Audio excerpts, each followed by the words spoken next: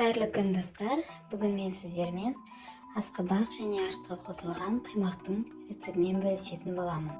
Видео ұнаса, пікір жазып, лайк қалдыруды ұмытпаңыздар.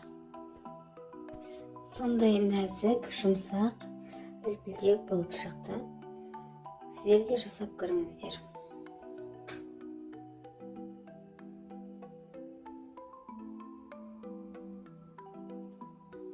Ең алдымен асқабағымызға су қосып, піскенше қайнатып аламыз. Піскен асқабақты блендермен соғамыз, немесе осылай майдалап шығамыз. Оның үстіне жұмыртқа, қант, су,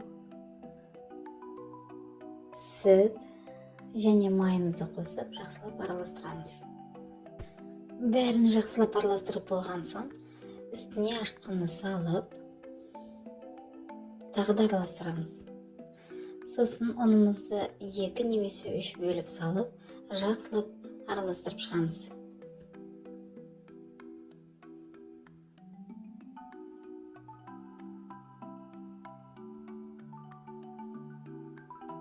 Араластырып болғаннан соң, бетін жауып, бөлме температурасында 30-40 минутқа қалдырамыз. Менде 40 минут уақыт өтті. Жақсы болып көтерілді. Енді қаймағымызды пісіруге кірісеміз.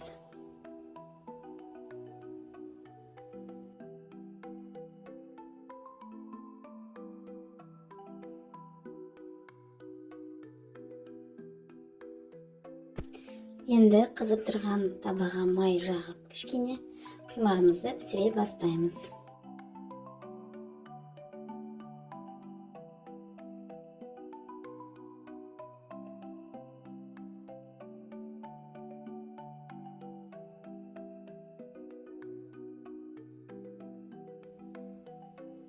Біздің ерекше дәмді блиндарымыз дайын болды. Яғни қаймақтарымыз ерекше, өйткені құрамында асқабақ және ашытқа бар.